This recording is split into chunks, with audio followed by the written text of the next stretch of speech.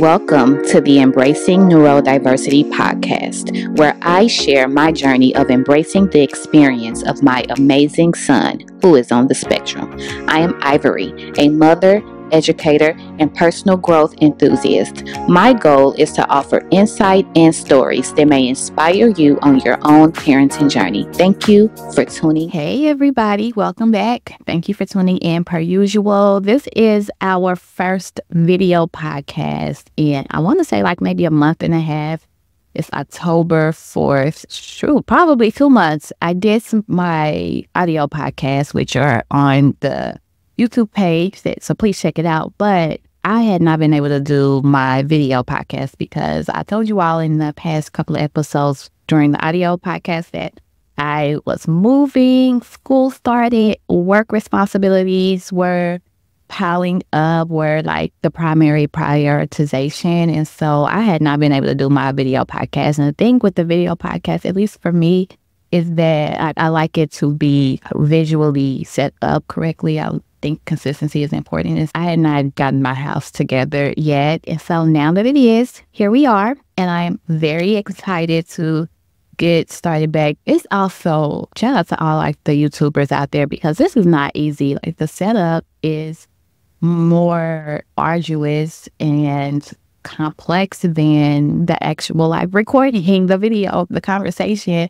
But my hope is that this is impactful and helpful for someone, and it is therapeutic for me. And so to just talk and unpack all of the things that I'm experiencing as an autism mom. And so here we are back with season 2 of Embracing Neurodiversity, the podcast. If you didn't notice from the intro, this is a podcast for parents by a parent of an autism child. I am a 15-year educator and I am an autism mom. And so I have combined all of my years of experience and my experience as a mom into a platform that supports other parents like me. And the primary way I do that is by promoting and advocating that you center your self-care first. While centering your self-care as a parent, I'm also giving you practical strategies and tools to support your child on their journey while also growing in your own personal development. And so with that, I felt, even though I've been doing this for over a year now, I felt compelled to remind you all of why we exist. I got a story to tell. And as soon as it happened, or like actually a day or so after this happened, I was like, I gotta do a podcast about this, because this is something that is like the greatest fear of most parents who are raising neurodiverse children, particularly children who are on the autism spectrum, right? So, Khalil went missing for 5 minutes about a week and a half ago, and I just almost lost my mind. Like, it was incredibly traumatic and devastating, and it reminded me of the first time he eloped. When he was, I want to say 3, we were getting up. This is when we lived in Chicago. We were getting out the car and we were headed to inside the house, and he just went running, took off running to the right and running up the street. And we lived in Chicago. We lived in a neighborhood that was pretty busy, and a couple of blocks up there was like a busy street, traffic street. And usually when he runs and plays, like he does like, especially when he was younger, but he still does like this chasing game where he runs off because he wants you to chase him. And this time I had groceries in my hand. I'm like, Khalil, come on, let's go. Let's get in the house.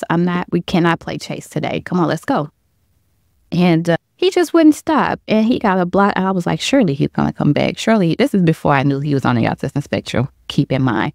But I was like, surely he's going to come back. But he would not. And he got like a block up before I had to start running after him. I had to drop my bags and start running after him. And then the closer I got, he was so far ahead that I couldn't catch him before he got to the block where it was a busy street. And I'm screaming, stop, because the street had two-way traffic, cars go.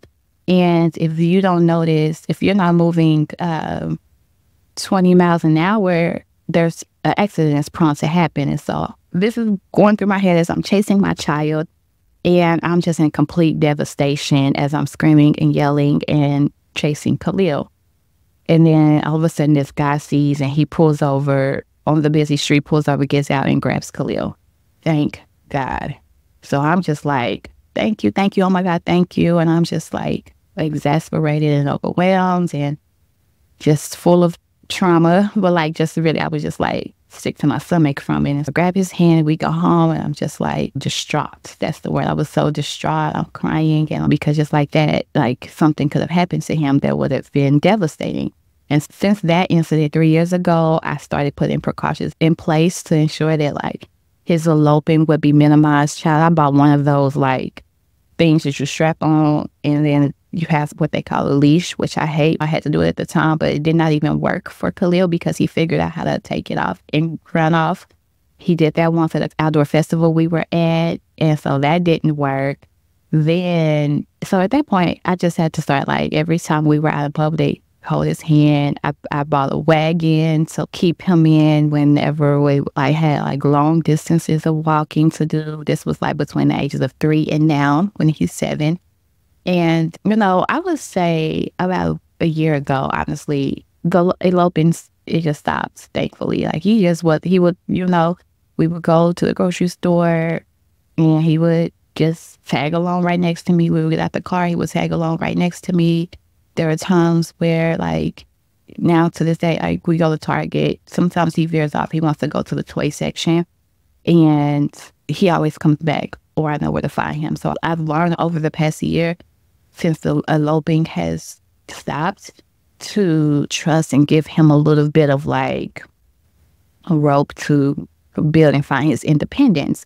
And that is the thing that is most important to me in raising Khalil, is that he has independence so that he feels empowered and confident to take care of himself and to navigate the world logically and rationally. That's important to me. And so even at this age, at 7, I allow for him to test the waters and like go veer off and do his own thing. I'm not a parent that is like, you need to stay by me at all times. He's always been very independent and try to figure out how to do things on his own, and I try to honor that for him. But with his autism, he isn't always aware of safety, what's safe and what is not, right? Yet, he's not aware yet. And in some areas, particularly when it comes to certain activities and people sometimes too, right? And this is where I'm going with this, of how he went missing for 5 minutes, and I almost lost my mind. So we have a new place now that we live in, and we have a backyard. And so usually Khalil and I are like hanging out on the backyard in the afternoons on the patio. And he plays in the backyard. He has his toys, and I'm sitting and just doing what I do, watching him play and just enjoying the tail end of summer, the weather, just having a relaxing time. And sometimes when we're outside, Khalil likes to run a loop around the house, which is fine. The first time he did it, I was like, okay, what is he doing? Let me see. I'm going to give him like seconds. And he ran around in a loop around the house, and no more than 20 seconds, he came back. Okay. He just needs to, he's a very active child, so he needs to get that energy out. He wants more space to run, so he wants to run around. I'm going to give him that. There's no harm in that. We live in a relatively safe neighborhood, and so I still live in the same like complex, but I just moved literally around the corner to a different location, to a different space. I've experienced the neighborhood to be safe for the most part, safe in general, right? But you just never really know. You don't know people. You don't know what could happen. But again, I try to create this balance of independence while maintaining safety for Khalil. And so I allowed him to do the loop, the 20 seconds back loop around the house to explore and to run and get his energy out. And he has done that for the past couple of weeks with no problem. And if 25 to 30 seconds hit, I'll call his name, Khalil, and he'll hear me, and next thing you know, he pops up. But this time, call his name, nothing. I get up and look left and right to see if he's coming. I don't see anything. I start to walk to trace his tracks where I know that he usually, the loop that he goes around. And my heart starts to beat and I don't see him. And so then I start to move at a faster pace and I still don't see him. And then I want to say at this point, it's like a minute and a half. Then I went to go look in areas that he might go, right? Like we have a pool in the area. Went to the pool. Nowhere to be found. Park. Nowhere to be found. At this point, I'm like on the verge of tears. I have a neighbor who knows me and Khalil, and she knows Khalil is on the autism spectrum. And so she sees me power walking. She's like, you getting your steps in? I'm like, no, actually, Khalil, I can't find Khalil. And so she's in her car and she's like, I'm going to drive around and look for him. Thankfully, thank God that, happened. And so I'm like, okay, so I'm walking, she's driving around. And finally, as I'm power walking, looking completely distraught, a woman is standing by her car on the phone and she's, are you looking for someone? I was like, my son, he has on a white shirt.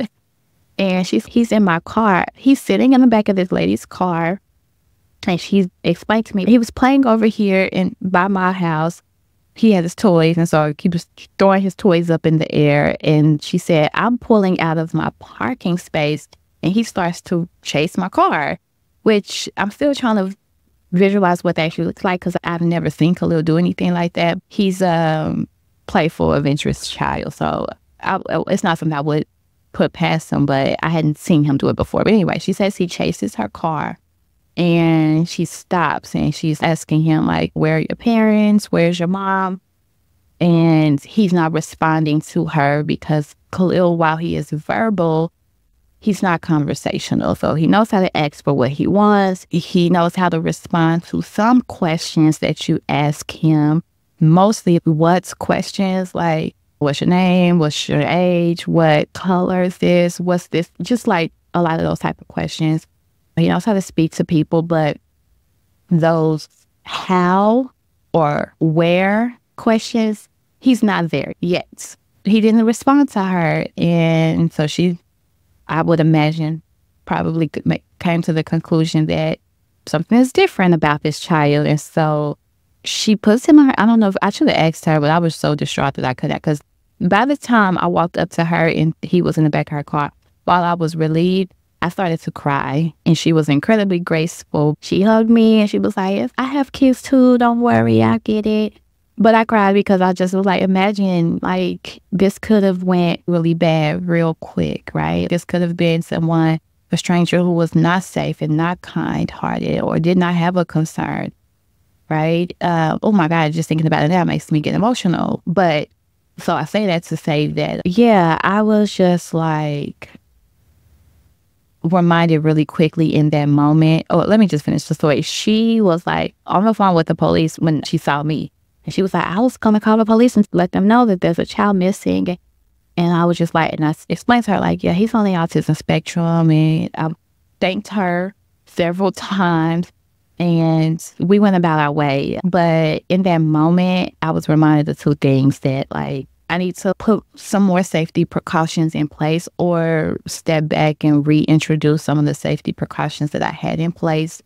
So that's one. I'm going to talk about that in a minute. And the second thing that I learned in that moment that came to me was that anything could happen to anyone, and any child or any family, and it's not a reflection on how good of a parent you are. Like, that is incredibly important, and I need parents to know that, right? Because I like to think of myself as a very devoted and invested and loving parent. Perfect? No, and that doesn't exist. I'm not trying to be perfect either, but I am committed. I'm invested in his growth and his development and his well-being always and forever. And I'm always thinking of ways to ensure that he is safe and that he is thriving and that he is growing and reaching his potential, right? While not imposing my own fears or my own worries upon him, right? I'm really trying to unpack that for myself so that he doesn't internalize or take that on, which is why I allow him to run and be free for the most part within parameters. But even within those parameters, things can still happen. So I was reminded to reintroduce some safety precautions, but I was also reminded that there, by the grace of God, there go I. You can do all the things, and still there are things that can happen that will be out of your control. And how do you manage that piece, right? Let's talk about it for a minute. I want to talk about the safety precautions first, because as soon as that happened, of course, I was like, I'm never going to allow you to go outside again. I was about to, just go back on everything. But of course, after coming down from that traumatic experience, I was like, I need to just implement a few of the safety precautions and be mindful. I wanted to be logical about this, right? I didn't want to strip him of like all of his privileges or hold him up in the house, but I definitely wanted to be more mindful moving forward. So 2 things I decided to do as a result. One, he always had one air tag. I don't know if I had mentioned this in the podcast before, like a good safety hack, but he always has had one Apple air tag that I will put in his backpack so that for school, so that I can always track him that way. But that's only if he has his backpack on him. That is a gamble in itself, but that has proven to be somewhat helpful. So I've always had one, but then I decided I'm going to get a couple of more air tags, and then I'm going to put them on like his clothing or his body or some area that is not easily viewable or accessible to him, so that he doesn't remove it or take it off. So I bought some more air tags that look like this. I don't know if y'all know what air tags are. And then I put them on one of these little keychains, and then I tied it on his shoelace and kind of tuck it in like the top tongue of his shoes to track. Then he wears a lot of Crocs too, and so there's like holes in the Crocs, and so I put the keychain with the air tag in it in one of the loops on his Crocs when we're out in public, or I know we're going to be outdoors for a long period of time. So I incorporated that piece. That has helped my own worry and stress. And then the other thing that I did was I went to go buy these like wristbands. They're on Amazon, where it has his name, my name, and my phone number. And then on the front of it, they have these, I'm lost, please look inside. And so then the person is able to look inside and see like the information. So I put these on him. Again, we are in public spaces for a long period of time, and he is going to be out playing or running. I don't use this if like I'm at the grocery store running errands, because he's usually going to be like right here next to me. But if we are going to the park or going to a pool or a kids party or these public events where kids should be running and playing, but for instances like my child, if he decides he wants to go explore somewhere else, right? Which is what essentially he did. Because the other thing I want to tell you about that story with Khalil going missing is that I believe that he thought that he was going to come back home. He thought that he was going to go run in this foreign play, and then he was going to come back home, because he knows where to find home. Even while getting in this lady's car, which I'm still pissed about. But anyway, yeah, he knows where to find home. So he thought he was going to go play and have an adventure and probably go take a ride with this lady. I don't know. I don't try to dissect what Khalil's rationale is. He's autistic. But I think that he thought he was going to have a fun time and then he was going to come back home. Which brings me back to the safety piece is not there yet. Like, understanding what's safe and what's not has not yet clicked for him. But it will one day. These precautions are not to monitor him or keep him imprisoned. It is more keep him safe while he is learning what safety looks like. And it's also for my own well-being, right? And so I incorporated those 2 things in terms of safety. And in addition to that, just like for parents out there to decrease your worry about it. Like, there are other precautions. I think I told y'all before, I have these door locks. They're internal door locks where this was when he was eloping. He doesn't elope as much, but sometimes things happen. And so I still keep them on. And these are for the indoor, inside the house. So you're not worried about your child unlocking the door and leaving. So that helps a lot. Also, home alarms help. So you can hear like door open, door closed, window open, window closed. That helps a lot. I have cameras outside of my doors just so I can see and do timestamps if something ever happens. So those are like in-home precautions. I also, everywhere I go, I take an inventory, observe my environment to see what is safe for Khalil and what's not. Where could he potentially, I guess, escape or leave out or run off at? Which, again, I want to name it. These were a thing for a good couple of years, maybe between the ages of 3 and 5.5, 3 and 6. Like in the past year, they haven't been an issue, but this missing incident just reminded me to scale back just for a little while at least. I was talking to a coworker about this, just venting about my experience with Khalil missing, and she was like, you should probably like call your local police department. And I've heard about this before. I know that other parents do it. I just was adverse to it because I have a certain level of uncomfortability. Like, I'm not always comfortable with law enforcement for obvious reasons. But she recommended that like I call the local police department and the fire station and send them a picture and explain to them Khalil's profile, and then let them know that he's on the autism spectrum, so that in the event that the police has to be called for whatever reason. I hate even having to say it because that is one of my greatest fears. I don't want that to ever happen to anyone, but I know that it happens more often than we would like. There was a young man who was by the police, and this has happened multiple times, but as of recently, he was on the autism spectrum, right? And the story was not this story. Like, it involved the family, and you can go research it. I don't like to project trauma upon people in that way in terms of those type of stories, but we know that there are incredibly horrific and fatal things that happen to our children who are on the spectrum if we aren't careful. So we have to be very mindful and very careful, and this incident reminded me of that. So observing the environment to monitor what's safe and what's not, and then adjusting to the environment based on this level of safety is critical. But then letting the local community authorities to your comfort level know, right? So I haven't done that yet. I'm still ruminating on it, but I probably will eventually. I'll let you all know. Yes. A lot of people that in the neighborhood, they see me and Khalil a lot going in and out and moving about. So a lot of people know that I have a son who is on the autism spectrum, and they're incredibly graceful and accommodating and kind. Most people are good, right? I'm hesitant to even say that. That's one thing this experience taught me, though, is that there are good people in the world, because that lady could have been something else, but she wasn't, thankfully. And I wish for her all the goodness in the world for ensuring that Khalil was safe. But anyway, I am going to let, the property managers know, and maybe send them a picture just so they are mindful too, just so that everyone is on the same page. So I will do that.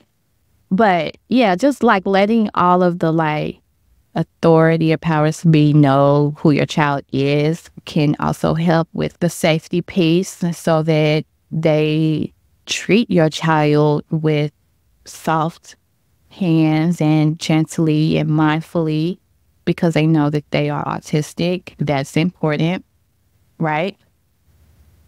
And then lastly, I'll say taking your child on walks so that they can see and explore their environment, so that they know what it looks like and how to get back home. If your child is at the level where they can understand and logically internalize that and memorize that, would be great too. I had been doing that for a while now, which is why I knew that Khalil would always come back home, but his time was a little too long, and I'm not, while I will allow him to run around and come back within 20 seconds, I don't like him out of my vicinity where I can hear or see him for more than a minute.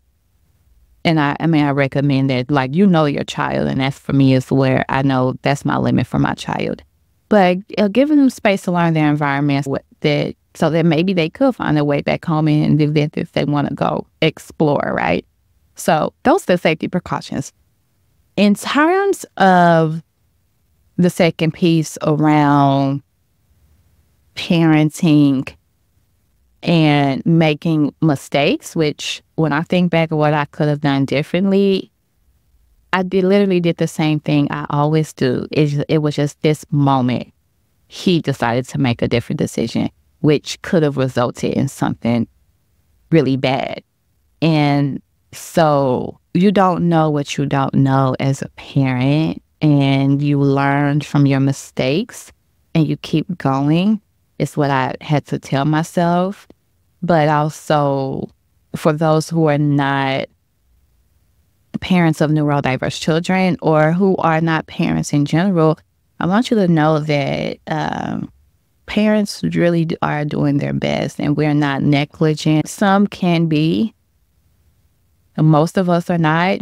I certainly am not. And even the most hands-on invested parent can still end up in a situation where something happens, right?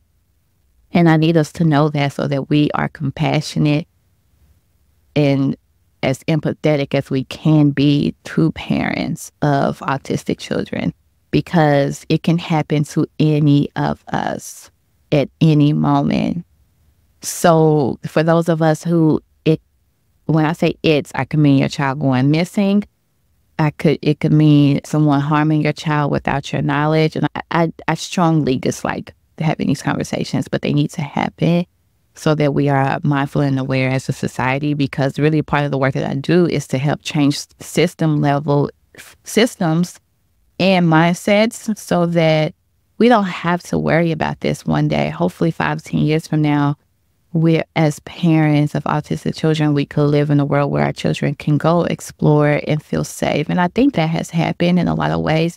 My scenario where my neighbor helped Khalil and called and kept him safe in her car was like a sign of how as a society we are moving forward in a way where we understand how to keep kids safe even when we are not their parents, or we understand when a child is different and what precautions to take. And so we're moving in that direction, but we still have a long way to go. And so until society is in a position to create safe spaces for the most vulnerable of our society, then it is incumbent upon us as parents to put the safety precautions in place and learn from our mistakes, or learn from the lesson, not even the mistakes that you've made, because I don't think I made a mistake, but learn from the situation, take the lesson from the situation, and then forgive yourself, because we automatically blame ourselves even though it may not have been our fault. But then also for those who are not in our shoes, like, please be compassionate. Please minimize your judgment. So with that being said, y'all, this was a heavy episode. I did not expect for the episodes to go in that direction, but it's sometimes we got to go there, right? So I hope that this episode is a reminder to you all to do what is necessary to keep your baby safe while instilling in them a level of independence, and while learning from the scenarios that come about, while being compassionate towards yourself, right? It's a lot, I know, but it's possible to do. And anytime that you need a reminder, please come back here to the podcast or reach out to me. I'm here to help. In the meantime, please feel free to utilize the resources that I have. I just completed, I'm so excited because I would have needed this book when I was first embarking upon a journey of raising Khalil as an autism child, and for me as an autism parent. And so I completed a workbook called Transformative Parenting. And it dives into the 3 phases of the experience of raising a neurodiverse child. And it is the discovery phase, the acceptance phase, and the embracing phase. And while those phases vary per person, and sometimes you'll go through those phases in a day or in a year or 10 years, it is important to be mindful of the journey you're on, the phases that you are in. So an example of that is, while I like to think that I exist in a lot of ways in the embracing phase, what happened with Khalil missing for those 5 minutes was absolutely a discovery phase, because I discovered that he wasn't ready to be that independent yet, and that I needed to scale back. So he's not going around. I'm going to finish. I want to wrap it with this. He's not going in that loop around the house for now. If he wants to go, I'll go with him. But he's not going out of ear or eye shot of me until further notice. But that was a lesson that I had to learn. And that was because I discovered that he wasn't ready, right?